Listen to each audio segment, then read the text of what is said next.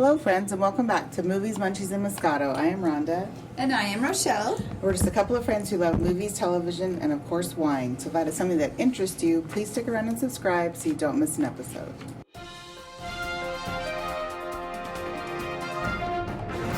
And now it's time for movie and TV news and pulp culture discussion. So, first up, Wes Anderson's next film will be an espionage story that will star Benicio del Toro. Now, this is only surprising to me because Wes Anderson, his last movie that just came out is that Asteroid that just came out. Before that, he had like the Royal Tenenbaums, Aquatica. I mean, so this is kind of out of the norm for him. So I'm curious to see how that will look from a Wes Anderson point of view. So I'll keep you posted on that.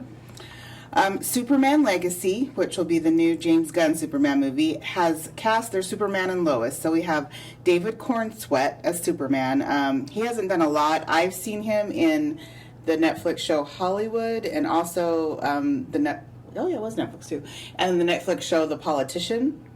Oh yeah. But he's still relatively new, and he has a great look for it. So good casting there. And then Rachel Brosnahan from The Marvelous Mrs. Maisel has been cast as Lois Lane. So yeah, she there's never been really a consistent look for Lois. So hey, I've never seen her in that. So hopefully she'll be good. I mean, she's been nominated for things, so I'm assuming she's a good actress. So, so the movie right now is scheduled to be released July 11th, 2025. I believe they're going to start shooting it. I mean, now we'll see, pending the writers, and now today is an actor strike that's about to take effect. Are you kidding me? Yeah, I was like, wow, that's going to be interesting. Which is funny is that I read that the only people not affected acting-wise are soap opera actors because they're typically on a different acting contract than the rest. So we're talking all the major actors that are SAG. If they're not SAG, which I feel a majority of them are, then they're okay. But otherwise, yes, anyone who's a SAG member is supposed to strike. So apparently yesterday, or maybe no, it's today. Sorry. So Oppenheimer's having their premiere. I think it's London, or maybe it's Paris. Anyway, and so they were trying to time it where they would be able to walk the carpet. And then do their press interviews before it happened, because technically they can't even do that when you're on strike. So they were trying to at least get that part of it done before they went and did anything else. Also with Superman Legacy, Nathan Fillion, who's currently on The Rookie, has been cast as Green Lantern for that movie. So interesting choice. There was a Green Lantern movie back in the early 2000s with Ryan Reynolds as Green Lantern. So but I guess there are different Green Lanterns. I'm just curious because of Nathan's age. I was just surprised. I like him in general. I just figured since everyone else they were trying to cast younger, I was surprised they did someone older for that. So again, I don't know where they're going with it. I guess we'll have to see. Who played Green Lantern last time? That's what I was saying, Ryan Reynolds. Oh, Ryan Reynolds. Mm-hmm. Oh, but I thought it was somebody else. Yeah, no, he's been the only one in a live action anyway so far. So, okay. Yeah. All right. Sounds good. Evan Peters will star opposite Jared Leto in Tron 3 Ares. I can't believe they're making another one. I know. I actually didn't think the second one did that great, but maybe I'm just misremembering. So that will be interesting. They're making a third one. Renee Rapp will exit The Sex Lives of College Girls on HBO Max during season 3. As you know, that's a show I watch, and I enjoy her. She's one of the funnier of the 4 roommates, and that's unfortunate. No word on why that is. I do know she recently just wrapped the Mean Girls musical she'll be in, playing Regina George in that, for those of you who have seen the movie, where Rachel McAdams was playing Regina. So I don't know if she just has gotten other opportunities, so she needs to not be on a TV show. I'm guessing maybe that's the reason, but I'll miss her. I do like her on that show. So Mattel is doing a live-action Barney movie that will star Daniel Kaluuya. Sorry if I pronounced his name wrong. From Get Out. And this will be adult-focused. So when I hear that, all I can think of is going to be maybe more raunchy, kind of like in the vein of like Ted. If you remember those Ted movies with Mark Wahlberg, that's just what I hear or see when someone says it'll be adult-focused. So let's see where they go with our favorite purple dinosaur. I'm curious. Nice. And then finally, Jennifer Garner is going to reprise her role as Elektra in Deadpool 3. This, I think, is awesome news. I loved her in the original Daredevil movie as Elektra. She was playing opposite her future husband, Ben Affleck, in that. So I think this is cool news. She's really good at action. She doesn't get to do it enough, I think, in movies anymore. So I'm very happy to hear that she will come back as Elektra for Deadpool 3. Wow, how about that? And Deadpool movies, in case you don't know, those starred Ryan Reynolds, as we were talking about him. And then this go around, they're bringing back Hugh Jackman as Wolverine. So another interesting development to know how they're going to do that. Because, sorry, spoiler alert, if you guys have not kept up with the Wolverine saga, his character was killed off in the last movie that he was in called Logan. So I'm interested to know where this goes. Yeah, right. I don't know if this is supposed to be a different timeline. Maybe that's, because That was a Marvel good show. stuff, yeah, there's always different timelines. So that could be where they're going. So yeah, that's our news for right now.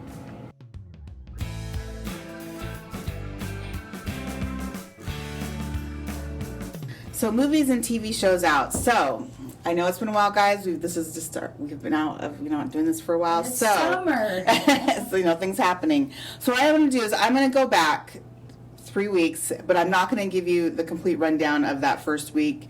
Because this can be a long one, folks. We have some stuff to talk about. So I'm just going to tell you what the titles were, but I'm not going to go into detail about what they're about. You guys can check those out for yourself. But so we first had Indiana Jones and the Dial of Destiny. That's in theaters with Harrison Ford and Phoebe Waller-Bridge. Then we had The Witcher season 3, volume 1 on Netflix with Henry Cavill. Of course, this is his final season as The Witcher. Oh, So I'm so sad too. I keep trying to, delay it. I think I'll go back. I think I'll go back and watch it. So that came out. Then we had Run Rabbit Run. This is a new movie on Netflix starring Elizabeth Moss, Sarah Snook, and Lily Latour, which Rochelle will talk about because she watched it.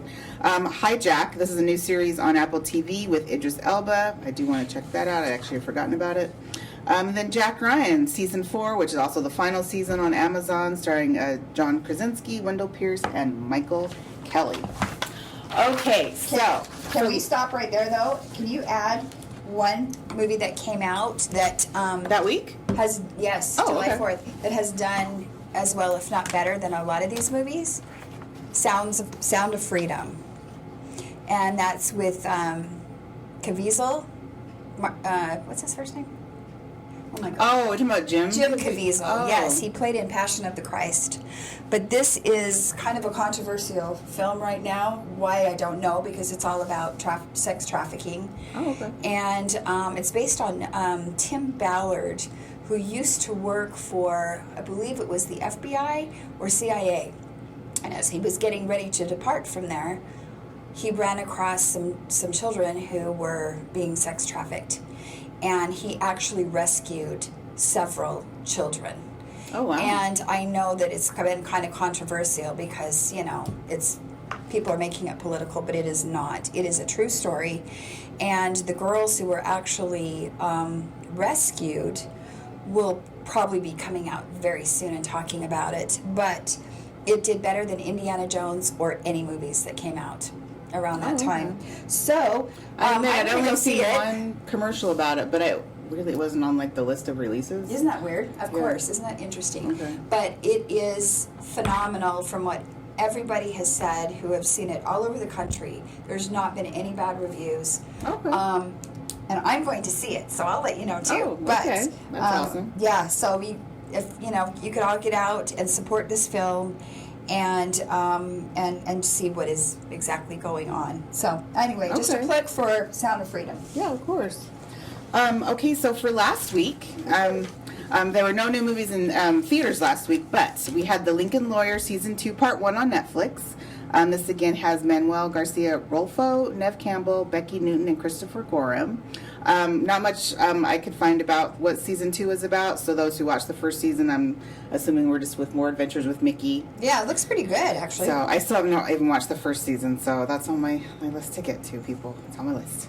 Then we had Wham! It's a documentary on Netflix, of course, featuring George Michael and his singing writing partner Andrew Ridgeley. I've heard great things about the documentary. Yeah. A lot of it was filmed when George Michael was still alive, so yeah, I'll have to check that out. which is really cool. Yeah. Of course, that was one of my favorite groups, and I did start watching it. So Okay. I will keep you posted. There I go. Start watching it. Then we have The Outlaws. This is a movie on Netflix starring Pierce Brosnan, Ellen Barkin, Nina Dobrev, and Adam Devine. So Owen Browning is a straight-laced bank manager about to marry the love of his life, Parker. When his bank is held up by the ghost bandits during his wedding week, he believes his future in-laws who just arrived in town are the infamous outlaws. I have to say, I did see the trailer for this. It looks pretty cute. So this is one I would watch. I like Pierce Brosnan. Heck, I love Adam Devine. He's from my Pitch Perfect movies, so I'll check it out and let you know. No worries. And then finally for last week, we have The Horror of Dolores Roach. This is a new series on Amazon and stars Justina Machado and K. Todd Freeman. When Dolores Roach is released from an unjust prison sentence, she reunites with an old friend who lets her work as a masseuse. When the promise of her newfound stability is threatened, Dolores is driven to shocking extremes to survive. I saw this, and I really wanted to see it because, it had me at the horror. Right? And it almost looks like she's split personality, but she probably is trying to be better at it, or just, doing better things, but probably has that side where she could snap at any time. Mm-hmm. I don't know, but which I could see if she was in prison for something that she didn't do, and then I can only imagine. So you'll have to let me know because anything with horror in the title, I'm not going to immediately jump to it, as y'all know. So she'll have to let me know on that one. Okay, so for this week, not too many. We just have two options here. So we have Mission Impossible: Dead Reckoning Part 1. This is in theaters and stars Tom Cruise, Ving Rhames, Haley Atwell, Rebecca Ferguson, and Simon Pegg. So Ethan Hunt and the IMF team must track down a terrifying new weapon that threatens all of humanity if it falls into the wrong hands. With control of the future and the fate of the world at stake, a deadly race around the globe begins. Confronted by a mysterious, all-powerful enemy, Ethan is forced to consider that nothing can matter more than the mission, not even the lives of those he cares about. So we are going to see this next week, so we will do a review for you. No worries. Okay, so just really quickly before we go on to the next one. So I was watching the making of this Mission Impossible Dead Reckoning. Because they had Mission Impossible 1, 2, 3 on last night on cable. And but in between there they had how this was made. Do you know that Tom Cruise, fun fact, that crazy jump he does on a motorcycle? Oh yeah, we did see that. Yeah, he really did do that. But guess how many times he did it? I want to say it was like 15? Well, 6 times. Okay. But he just kept saying, I think I need to hold on to the motorcycle longer. I need to hold on to the motorcycle longer. And I just was like, dude, it was freaking me out because you know me in heights. But the fact that he did not even stop on that runway, it was just like, and the director, what's his name? He directs all of them, I think. Oh, no, he didn't direct all of them. Oh, he didn't? No. You can tell if you honestly went through all of them, how the styles vary. Okay. He didn't do all of them. I want to say he did do the last 2. So, yes, what's 5 his name? and 6. Do you remember? It's like Doug McQuarrie? It's a weird, so he was literally holding his breath and to make sure that Tom Cruise actually made it down. So it's like, how many motorcycles did they destroy? Well, 6. But it was, when it was filmed in Norway. It was so crazy. I just had to say that. It was driving me nuts. I'm just telling you. It was terrifying. Okay, but it looks cool. It does look cool. Yeah, I saw that. I don't even know where I saw it, because I saw it like 3 months ago. Oh. I don't even know where I saw it though, where they were showing just how the making of Mission not the Impossible. whole movie. It was seriously just that part. And I was like, and I guess they maybe probably doing that to get people hyped for the movie to come out. But that was the only part of the making of that it showed from what I saw anyway. Yeah, they were talking about how they've always wanted to film in Venice.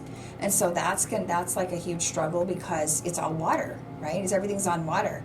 So anyway, so they just kind of went through all these different scenes and how crazy this one was to make and how hard and the challenges. And then McQuarrie, the director that you were just talking about, he said, well, I can't wait to see what's in store for all of us in Mission Impossible 8. So I don't know if he was kidding or if that was kind of a segue, a teaser that there will be a Mission Impossible 8.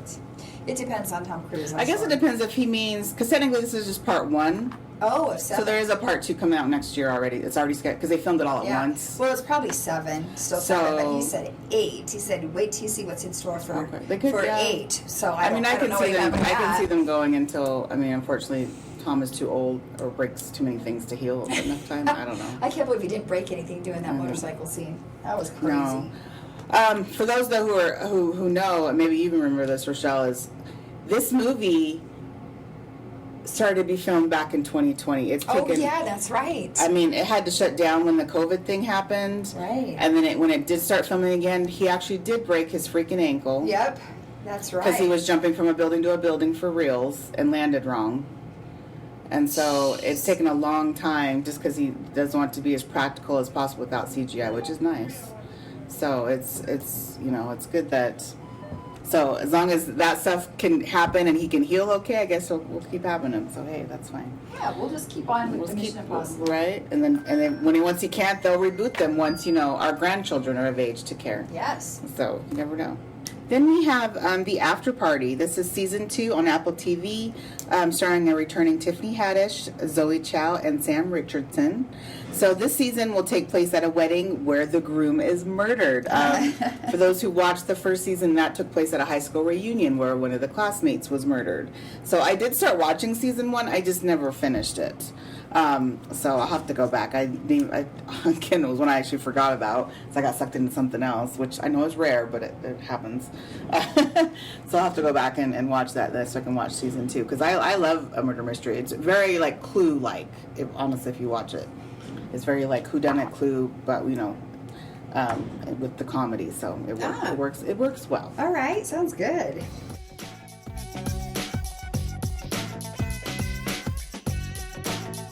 Okay, so what we have been watching these past few weeks. So I went and saw No Hard Feelings in theaters. That's, of course, stars Jennifer Lawrence. I enjoyed it. It is raunchy. Nudity, swearing. It's but it was great. I mean, it wasn't as funny as I thought it would be, unfortunately, but I still enjoyed, watching it. So it had an ending I didn't expect, which was nice. All this controversy about it. There's no controversy, people. The kid is 19. Let's not... Right.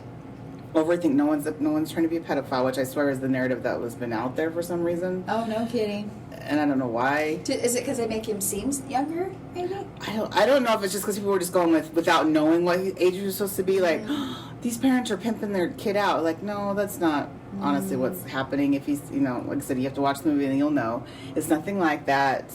Like I said, he's 19. About to start college, the parents, he just is an introvert, and the parents are worried, so they want him to date somebody, so they're hiring her, to date him. It's fine, you guys. It's totally fine. Anyway, so I enjoyed it. It was very funny. They had the funniest part I'll just tell you is they're skinny dipping, and these kids steal their clothing, and she goes just crazy on them when I was the funniest thing I'd seen in a while. But so for this show or movie, I would rate it. I give it 3.5 wine corks out of 5. So it was pretty enjoyable, just not as funny as I was hoping it would be. So that's okay. And then I watched the final season of Never Have I Ever, which is season 4 on Netflix. Such a good show, you guys. I know I've said it before, but it's just it's parents, it's teenagers, it's the main character is just it basically followed her from freshman up through senior of her life, and just the hijinks, and her inner monologue, I know I've said before, is voiced by tennis star John McEnroe, and it's just hilarious. It's just a funny show. I mean, this honestly, I can honestly say this is a 5 wine corker show to me. It's very funny. It has a little bit of serious elements that work. It's just really enjoyable. So if you've never seen it, I just gave a few episodes a try. If you're not sucked in, then of course drop it. But I think I find it hard pressed anyone who gives it a try doesn't like it. So just give it a whirl. And of course it's written by Mindy Kaling from The Office. She's awesome. Then we have The Witcher season 3 part 1 on Netflix. So I did watch all of part 1, and it ended on the worst cliffhanger, people. It's just the first 5 episodes. Good thing it comes out at the end of the month. I know, right? So luckily part 2 is on at the end of this month. But so far so good. It had kind of a slow start, but that's okay. I was still enjoying what I was watching with Yennefer and Geralt and Ciri.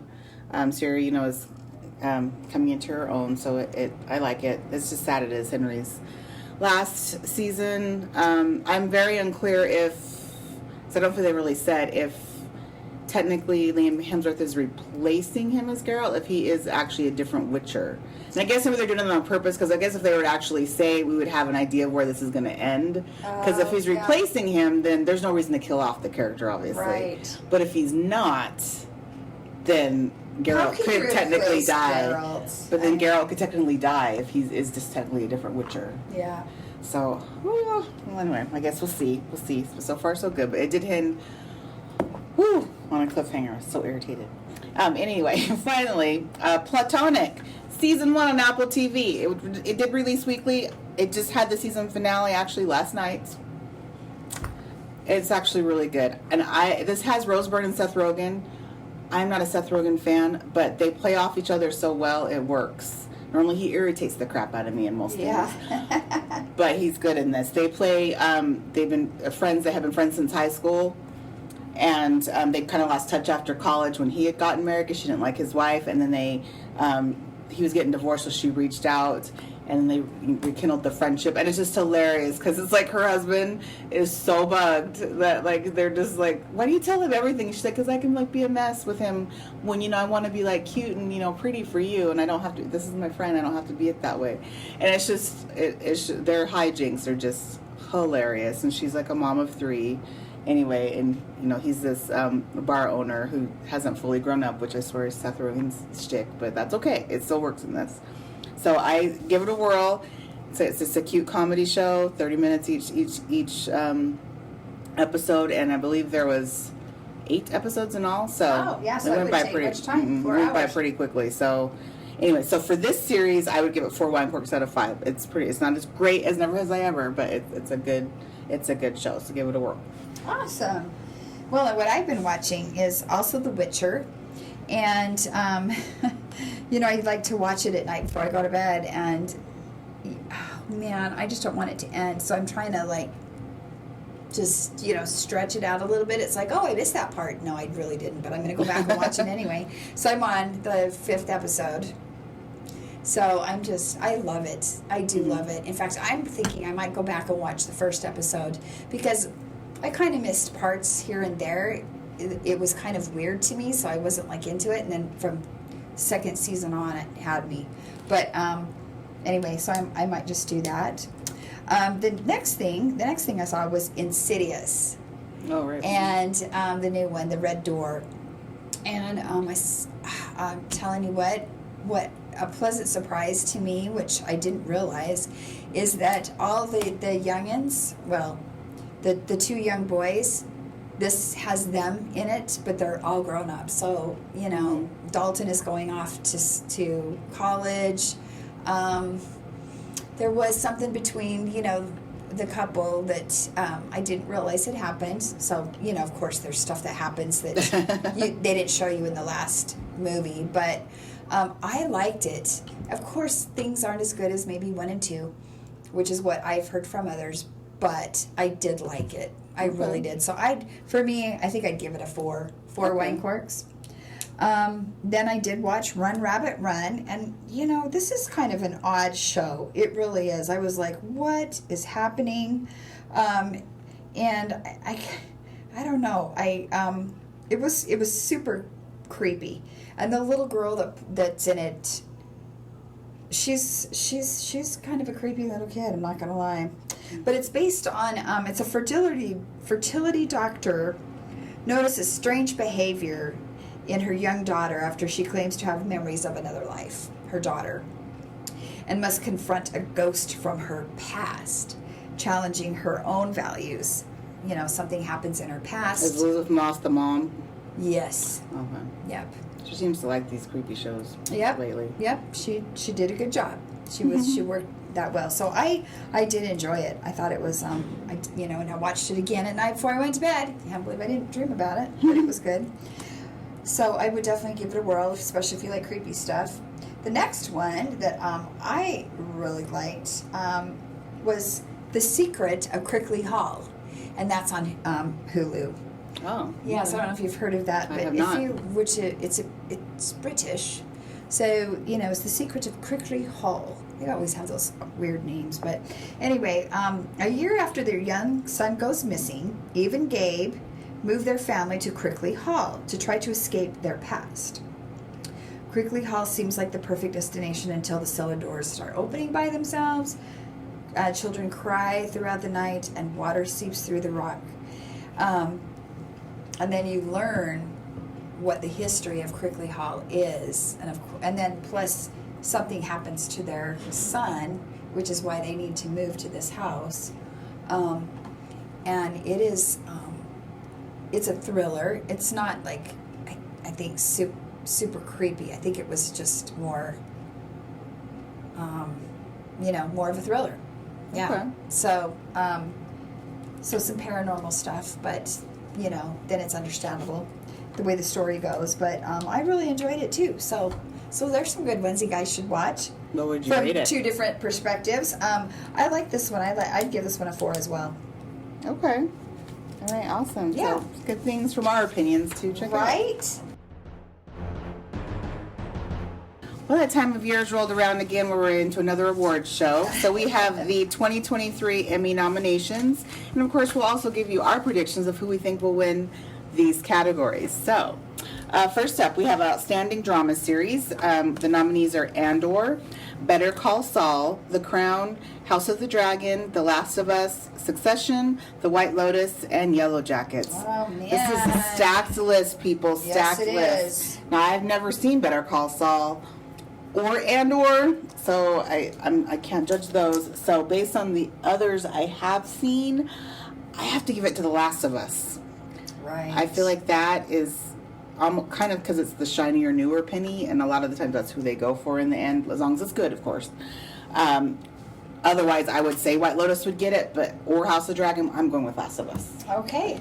Well, and Better Call Saul has won a lot, so maybe they'll move on from them. But I really would love to see it go to House of Dragon, but like you, I think it's going to go to The Last of Us. So, Okay, so you're going to go with that too? Again, Okay. if the House of Dragon wins, I'm going to be stoked. Right? That's fine too. Then we have Outstanding Comedy Series. We have Abbott Elementary, Barry, The Bear, Jury Duty, The Marvelous Mrs. Maisel, Only Murders in the Building, Ted Lasso, and Wednesday. I have only seen, looks like 3 of these. So I'm just going to make a guess and go with Only Murders in the Building. Okay, awesome. And I think I'm going to go with Ted Lasso, just Okay. because everybody do loves it, That's and true. I think it's their last season. It was, yes. Yeah. Mhm. So anyway, It was. I'll go with Ted Lasso. Then we have Outstanding Lead Actor in a Drama Series. We have Jeff Bridges, The Old Man, Brian Cox, Succession, Kieran Culkin, Succession, Bob Odenkirk, Better Call Saul, Pedro Pascal, The Last of Us, and Jeremy Strong, Succession. Oh And I my think gosh. Jeremy won last year, but I'm actually going to go again with The Last of Us and Pedro. He actually was the standout in that series. I agree. So I'm going to go with him. I think I'll do the same thing. That one? Yeah. Okay. But look at Succession. And I haven't true. watched. I have not. I'm still on season 1. Shocking. Mm-hmm. But it's a great. It is good. It really is. But it's like I can't believe how many times it's nominated. Yeah, you know? that's true. And I know it's won a lot as well. So. That's true. Oh, sorry, excuse me for my yawning. Okay, so we have Outstanding Lead Actress in a Drama Series. Surprise, a pleasant one, but we have Sharon Horgan from Bad Sisters on Apple. Melanie Linsky, Yellow Jackets. Elizabeth Moss, The Handmaid's Tale. Bella Ramsey, The Last of Us. Carrie Russell, The Diplomat. And Sarah Snook, Succession. I have to give it, oh my gosh. Right? I am going to go with Melanie Linsky from Yellow Jackets, although you guys, I did enjoy Bad Sisters. I just don't feel like enough people probably have seen it that will vote for her. Mm-hmm. That's the only thing. So I'm going to go with Melanie Linsky with Yellow Jackets. Well, and I would like to see it go to Elizabeth Moss, but yeah, Yellow Jackets too. It's just tough. But I'm going to go with The Last of Us. Let's keep The Last of Us going. That's a good bet. So- Elizabeth Moss, I feel, but it's like, I still haven't even finished the last season. I haven't Last either. season was a very hard season to get through. Yes. That's why I don't feel she has a really good chance. Yes, I agree. If we're basing it, Because I haven't watched it either. I just feel like that's not. All right. Then we have Outstanding Lead Actor in a Comedy Series. We have Bill Hader, Barry, Jason Segel, Shrinking, Martin Short, Only Murders in the Building, Jason Sudeikis, Ted Lasso, and Jeremy Allen White for The Bear. I've only seen Martin Short in this list, so I'm going to go with him. I feel like The Bear guy probably has a better shot. Yeah, The Bear, yeah. But I'm going to go with someone I've actually seen, so Martin Short. Yeah. I'm going to go with Jason Sudeikis. Okay. Ted Lasso, keep that going. But I really think you're right on as far as The Bear goes, because that won a lot last time. Has a lot of word of mouth, and yeah, he's gotten good reviews. Do we get points if what we put Sure. down second? No. Oh, dang. Outstanding lead actress in a comedy series. We have Christina Applegate, Dead to Me, Rachel Brosnahan, The Marvelous Mrs. Maisel, Quinta Brunson, Abbott Elementary, Natasha Lyonne, Poker Face, and Jenna Ortega, Wednesday. Uh-oh. Oh my gosh. Except for Marvelous, I've seen all of these and they're all so good. This is so hard. I'm going to give it because it was so out there. Everyone watched it. Everyone talked about it. I'm going to give it to Jenna Ortega for Wednesday. Yeah, I was going to say the same thing. And everybody loved this show. That I've spoken to anyway. And I did watch it. She was good. Yeah, she was good. I think acting-wise, I would hope it would go to Christina Applegate. I just don't think it will. But she was so good in the final season of Dead to Me. So good. So Natasha Lyonne, I loved the Poker Face show. Yeah. But I felt like she's a good actress, but I feel like it's like she's not even trying. It just is. Yeah, that's her I don't know if face you could judge it. I don't know if that's something you could really judge her by. So yeah, anyway, we'll see. Then we have Outstanding Supporting Actor in a Drama Series. We have F. Murray Abraham for The White Lotus, Nicholas Braun for Succession, Michael Imperioli for The White Lotus, Theo James for The White Lotus, Matthew McFadden, or Fadden, for Succession, Alan Ruck for Succession, Will Sharp for The White Lotus, and Alexander Skarsgård for He's in Succession? Gosh, yeah. Probably this last season that I haven't seen. Oh, I didn't realize. Cool. Wow. There's a lot more nominees in this character. So many White Lotus. Many White Lotus. I'm going to go with someone with White Lotus, but who's the best one? I'm going to go with Will Sharp as the very confused husband. Oh, man. Shoot. So, take a look at this. There are 4 Succession nominees. Mm-hmm. And 3 White Lotus. Oh, man. There's 4 White Lotus. 1, 2, 4. Yeah. Oh, there are 4 White Lotus. Sorry. 1, 2. Yep. 1, 2. Oh, my gosh. Half White Lotus, and we're 50. Well, yeah, so it's 50-50. 50% on the shows, though. I don't even. I liked the White Lotus. Remind me who each of these guys were. So F. Murray Abraham, he was the grandfather of they were all traveling together. And then Michael Imperioli, he played his son. Oh, okay. The older son. And then Theo James, he played the cheating husband. Cheating husband. Yeah, he had the cute wife who was just like kind of was like, I know what he does, but I just when he does that. And then Will Sharp was the other husband to Aubrey Plaza's character, who was just seemed confused by everything happening until the end anyway. But I liked his performance because it was kind of up and down, like you're happy, then you're not happy, then it's like, what is my wife doing? And he went. Oh yeah, the whole part once he thought his wife was cheating. I feel like that's part of what got him this nomination because he was like, yeah. Anyway. Yeah, because then he went crazy. Yeah. Boy. Okay, so I'm going to go with the main character in Succession. Which one was he? Is it Alan Ruck or is Alan? Well, this is supporting actor, so technically he wouldn't be. The main character was nominated for Outstanding Actor. Gee, I've watched this. You'd think I would know. I just haven't watched this last season, so I'm going to go with. I think I'm going to go with the one that you suggested too. Is Will Sharp? Is that what you said? Yeah. Oh, okay. This is going to be tough. I'm going with Will Sharp too. He was good. He was really good. Yes, he was good. Then we have Outstanding Supporting Actress in a Drama. We have Jennifer Coolidge, The White Lotus, Elizabeth Debicki, The Crown, Megan Fahey, The White Lotus, Sabrina Impacciatore, let's say, The White Lotus. Aubrey Plaza, The White Lotus. Rhea Seahorn, Better Call Saul. J. Smith Cameron, Succession. And Simona Tabasco, excuse me, The White Lotus. Unfortunately, I'm confused by who Simona versus Sabrina is, although I know they're playing the two Italian friends. I don't know which is which. They so, were both so good. Which was the one who was I'm going with Megan.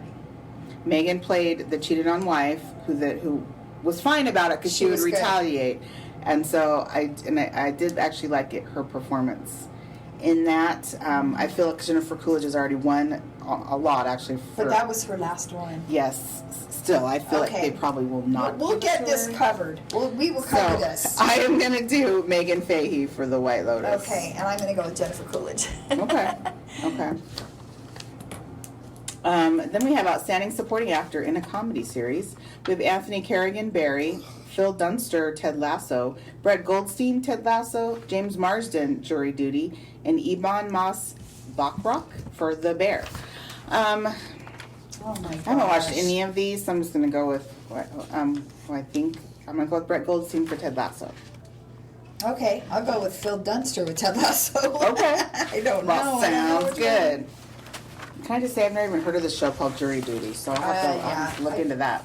Oh, I'm sorry, I forgot two people on the other page, folks. I'm sorry. We also had Taylor James Williams for Abbott Elementary and Henry Winkler for Barry. I'm still going to stick with my Ted Lasso, but sorry, I wanted to make sure I told you about the other two nominees. Sorry about that. Then we have Outstanding Supporting Actress in a Comedy Series. We have Alex Borstein for The Marvelous Mrs. Maisel. Ayo Edebri, sorry if I'm saying that wrong, The Bear. Janelle James for Abbott Elementary. Cheryl Lee Ralph for Abbott Elementary. Juno Temple for Ted Lasso. Hannah Waddingham for Ted Lasso. And Jessica Williams for Shrinking. I'm going to go with my pick also from the Golden Globes who did win, which was Cheryl Lee Ralph from Abbott Elementary. I'm going to go that she may be on a roll. She may get it again. So I'm just going to stick with her. Okay. All right. Well, I think it's going to be... And I think Hannah won last time. Yeah. So she's a good bet as well. Again, though. Well, all right. I'll just stick with the... I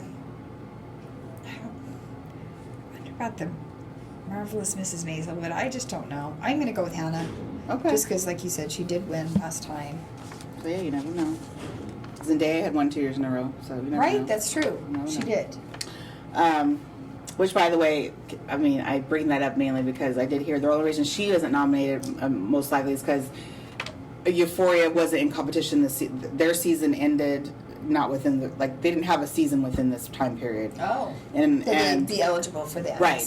And unfortunately, they will not even have a next season until freaking 2025 because of the writer's strike. But now that there's an actor's strike, who knows? Oh my gosh, you know what, 2024 is probably going to be a jacked up year. It'll be like 2020 all over again. Yeah, it's crazy. Then we have Outstanding Limited or Anthology Series. We have Beef, Dahmer, Monster, the Jeffrey Dahmer story, Daisy Jones and the Six, Fleischman is in Trouble, and Obi-Wan Kenobi. I've only seen one of these, so I'm going to go with Beef because that's the only one I've started watching. I haven't even finished it, but that's the only one. I've heard things about all the rest of them. You said you like Daisy Jones. Yep. I've heard Obi-Wan was great. I've heard Dahmer was great. I've never even heard of Fleischman's in Trouble, so I don't know. So I'm just going to go with Beef. Yep. It's going to be either Dahmer or Daisy Jones and the Six for me because I'm going to just go with Dahmer. Everybody really liked that one, but I mean, he did a great job playing Dahmer. So then we have Outstanding Lead Actor in a Limited Series or Movie. We have Taron Egerton for Blackbird. Kamal Nanjiani for Welcome to Chippendales. Ooh, I still need to watch that. See, another show I forgot about. Right? Evan Peters for Dahmer, Monster, the Jeffrey Dahmer story. Daniel Radcliffe for Weird, the Al Yankovic story. Gotta watch that. Michael Shannon for George and Tammy.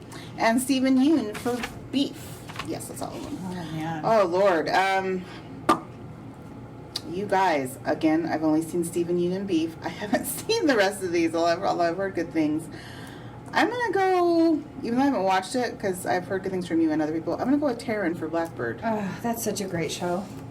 I feel like I'm gonna go with that. Although, oh my gosh, from what I've seen so far of Stephen and Beef, there's some that thing. It's wow. I don't even know how to. I can't put it to words. What I've seen, like the range happening from episode to episode with this character. I was like, what? I know, right? So we'll see. Have you started watching it too? No, but I want to. Okay. So I've seen George and Tammy. I'm going to go with Michael Shannon. He was amazing. Okay. But Taron Egerton and Blackbird, he was good. Really good. Okay. Oh my gosh. And then Evan Peters for Dahmer. I mean, I just picked Dahmer. That's true. Yeah, there's Daniel Radcliffe, the Al Yankovic story, that's getting a lot of accolades. Yeah. Oh my gosh. We have so many good people here in all these. Michael Shannon, because he did a great job. Okay. That was a great series. Okay. Then we have Outstanding Lead Actress in a Limited Series or Movie. Lizzie Kaplan for Fleischman is in Trouble. Jessica Chastain for George and Tammy. Dominique Fishback for Swarm. Riley Keough for Daisy Jones and the Six. Catherine Hahn for Tiny Beautiful Things. And Ali Wong for Beef. You know what? Even though I haven't seen it, again, I've heard such interesting things. I'm actually going to go with Dominique Fishback for Swarm. Oh, okay. It's a show I really wouldn't watch because it does lean more into the horror aspect. So, but I'm going to go with her. Where's that? That's on Hulu. Well, good. I got to remember this. I'm going to go with Jessica Chastain. She was amazing as Tammy. But that actually would be my second choice, followed by Ali Wong, because, yeah. Oh, anyway. gosh. Then we have Outstanding Supporting Actor in a Limited Series or Movie. Murray Bartlett, Welcome to Chippendales. Paul Walter Hauser, Blackbird. Richard Jenkins, Dahmer, Monster the Jeffrey Dahmer Story. Joseph Lee, Beef. Ray Liotta, Blackbird. Young Manzino, Beef. Jesse Plemons, Love and Death. Oh, that was so good. Whew. I'm going to go with Paul Walter Hauser and Blackbird. He's just freaking such a great actor. I'm going to go with that too.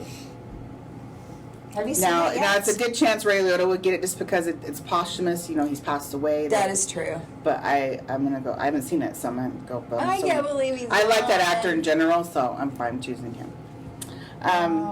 Outstanding Supporting Actress in a Limited Series or Movie. We have Annalee Ashford, Welcome to Chippendales. Maria Bello, Beef. Claire Danes, Fleischman is in Trouble. Juliette Lewis, Welcome to Chippendales. Oh, she's in that? I didn't know either. Camilla Morone, Daisy Jones and the Six. Nishi Nash Betts, Dahmer, Monster the Jeffrey Dahmer Story.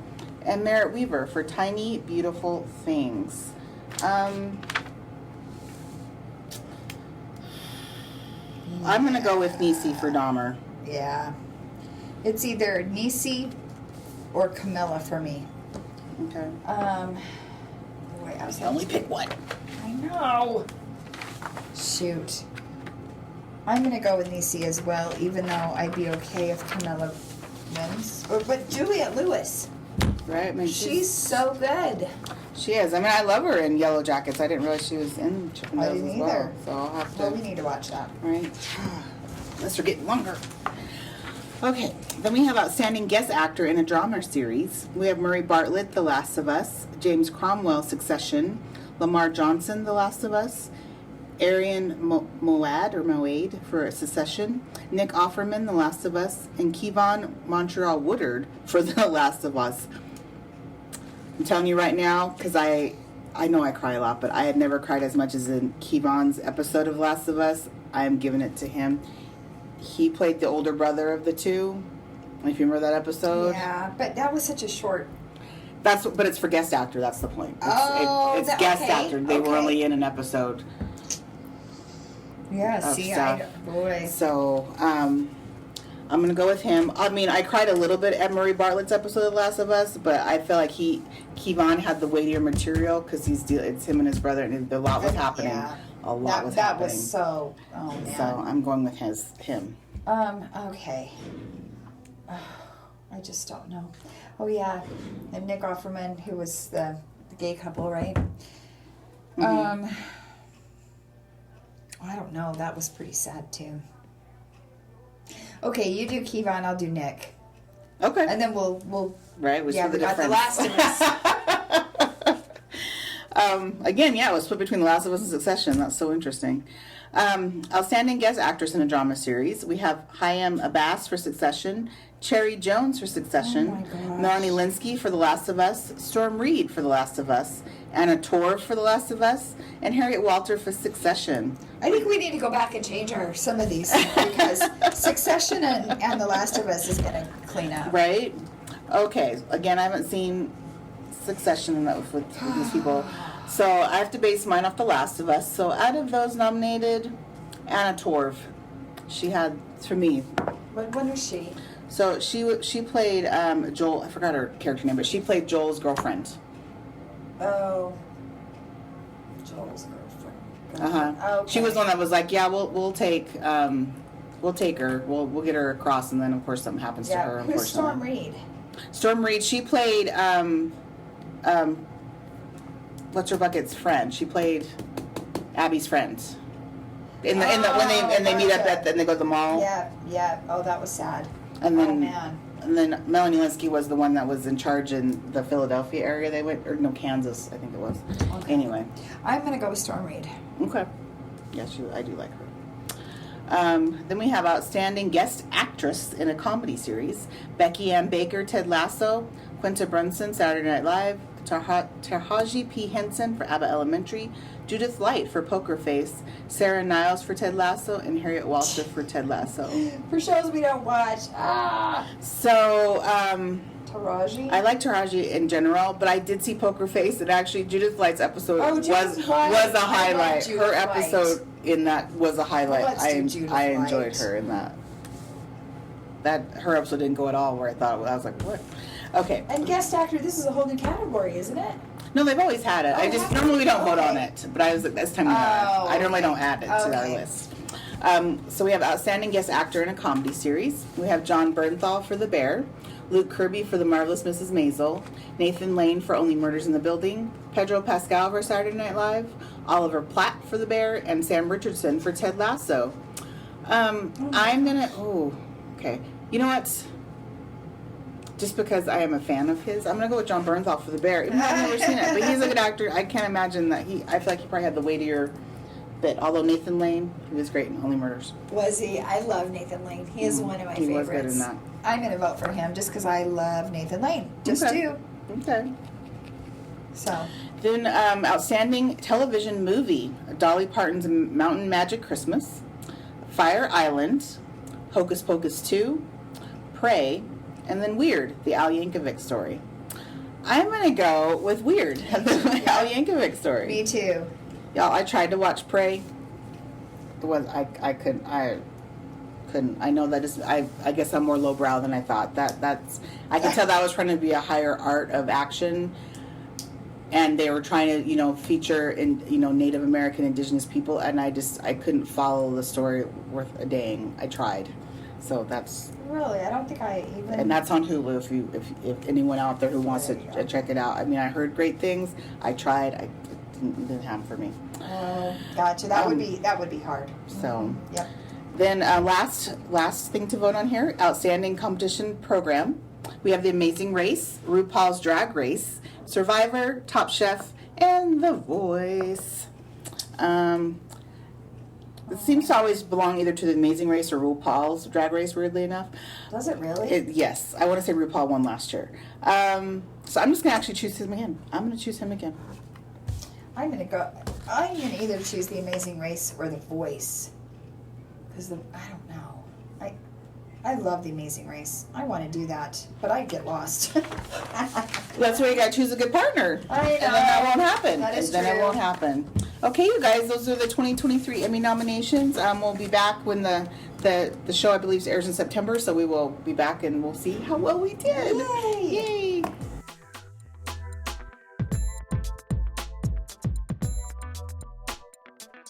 And now it's time for some movie trailer talk. So first up, we have Napoleon. This will be out November 22nd with Joaquin Phoenix and Vanessa Kirby. This surprisingly looks good. Napoleon's not a historical figure I care about or was interested in, but this makes it look really good. I think Joaquin, is just really good at playing these, historical or yes. like in control figures, a la when he was in Gladiator. So I think it looks good. It looks entertaining, actually, not stuffy or boring. It looks like it actually will be a pretty good flick. about the Well, thriller. with Joaquin, you know, he's such a great actor. He'll probably turn people on to, you know, because I don't know that much about Napoleon Bonaparte, other than he was a conqueror, pretty much. Mhm. You know, so yeah, I'm definitely interested in seeing this. Yeah, I think But I it's- love Joaquin Phoenix. I love him, and he loves animals, just everyone. So you Oh, know, okay. he's an animal lover, like me. So, yeah, good option out there. Then we have The Nun #2. Dun, dun, dun. This will be out September 8th and stars Tessa Farmiga, Storm Reed, and Bonnie Aarons as the title or nun. I'm Apparently. so excited. Anyway, and I am not excited. It doesn't look bad. It's the, you know, I don't like these. This you know looks, it's leaning into the scary. Valak. It's leaning into the scary for me, and I'm just like, I can't wait. In fact, it's on my calendar. It's circled, it's starred, it's everything. I am the biggest freak about the Conjuring universe. So, now Thaisa was in the first one, right? who? Thaisa Farmiga. Yeah. Oh, okay. Yep. Yep. Yeah, she plays the oh my gosh. What is her name? They're paranormal investigators. What is No, her that's name? her sister, hon. Oh, that's right. It's Vera her from- Vera's the- sister. Sorry. Yeah, she was in the first one. Mm-hmm. But she wasn't. Yes. Thaisa, that is, was in the first one. Yes. Okay. Yep. Okay. Yep. But she looks like her sister. She does. Yeah. She they're looks very so much similar. like her sister. That's right. That is Love true. her. Love her. That is true. So, anyway, if you're into those, yes, it does look interesting. I'll say that. It looks good. And then we have Wonka. This, of course, is a prequel to the Charlie and Chocolate Factory Wonka. This will be out December 15th, starring Timothy Chalamet as Wonka, Rowan Atkinson, Hugh Grant as an Oompa Loompa. Y'all, was like the best part of that trailer. Wait. And Sally Hawkins. So this looks very cute. I admit, I had to watch it twice because the first time I watched it, I was like, the Timothy Chalamet performance I saw was like, I don't know. And then I thought about it from him. I'm like, okay, I guess when you remember how, what was his name in the first one, the original? Johnny Depp? Oh no. No, the original. Gene. Well, Gene Wilder. Gene Thank Wilder. you. When Gene Wilder, it was kind of he does have the same mannerisms as I thought about it. It just kind of threw me off from it. I was just like, what? And I'm sorry, I've never seen the Johnny Depp version, so I can't really compare it to that one. It always seemed too weird for me to want to see because I loved the original so much. So I never went and saw the Johnny Depp version. Anyway, Yeah, it was. but this looks cute. One thing this movie did not show, but I did read about, is it's supposed to be a musical. I really hate when they don't kind of let you in on that in a trailer. So I hope when they do a second trailer, that's apparent to That's everybody. interesting. It's a musical. Now, when you do see it when you watch it again, you can see that there are like some song and dance numbers happening because I did remember seeing like a kick line and stuff in the trailer, and I was like, oh, you know, some of the more fantastical elements. That's probably is that part that they probably are singing in them. So I was like, okay, I get it. That's an Into the Woods. So, I'm not but no, into. because there was in the trailer though, all we heard was talking. So that tells me it's not Into the Woods where they sang every single thing, Yeah. or like Les Mis where But they it was sang enough singing. every It because was they never plenty. talked. They didn't talk at all in Into the Woods. Yeah. Yep. Like there was and no. I didn't care for that. I don't like those. They have to have dialogue and then break into song. They can't sing everything. That's Well, why. and you know, Hugh Grant has an amazing voice, so it would kind of stand to reason that he would be in there singing. Oh boy, I don't know. And Timothy Chalamet as Wonka is just—he's so young to be playing Wonka, but It is supposed to be before when he started his chocolate factory. Right. So. I do think that makes sense. So that's fine. I don't know. This He is gonna be he just interesting. looks younger than his. I think he's 23. He just looks younger than that. That's all. That's But know. still, he has Wonka such was range. It's 23. like. I mean, look at Gene. What do you mean Wonka was never Wilder. 23? Well, I mean, he wasn't in. He Well, I was know it was a not. prequel. Well, but still, he wasn't 23 when he started his chocolate factory. I'm sure of it.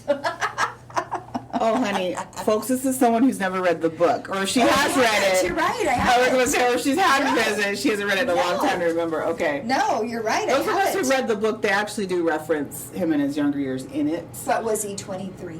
I don't know what age he was, but I mean, he wasn't already in his 40s. Like I think Gene was supposed to be at Right, the time. because it didn't open. But look at us trying to overthink So this. by the time the movie version of Gene exists, he's disillusioned with kids. He doesn't feel they're like that, I guess, was the point of the movie. Which does make sense as to He's why he not- was like irritated with it. Well, he's ready to retire too, Right. which is why he turns his chocolate Right, factory yeah. over to that grateful child, not the jerks. other So in a way, I think it childs. will be interesting to see him when he is young, just because that's when he was like, everyone's great, children are great, you know. So I do think that's an interesting way to look at it. So I do remember, but yeah, I did talk a little bit about his younger self in that book. Interesting. I think I still have that book, y'all. I've had that since elementary. That's what's funny about how it. funny! I didn't even know it was a book. Oh, really? Yes, I did, but I didn't realize that the movie came out after the book. Oh yeah. Okay. Yeah. Well, that makes sense then. Okay. Anyway, it looks great. For those for those who are wondering, just check out all 3 trailers and judge for yourself. But I think these are all, except for the Nun for me. Sorry, are all good options. Especially the Nun. So more to look forward to. All right. Well, I think that's it. We had a lot to catch up on, but we appreciate you listening. We had fun as usual, and we hope you enjoyed it as well. You can always give us a review or comment because it does help us out, and we want to know what you guys think. So you can also follow us on Instagram at movies_munchies_moscato. And we'll see you next time. Thanks so much for hanging. Thank you, guys.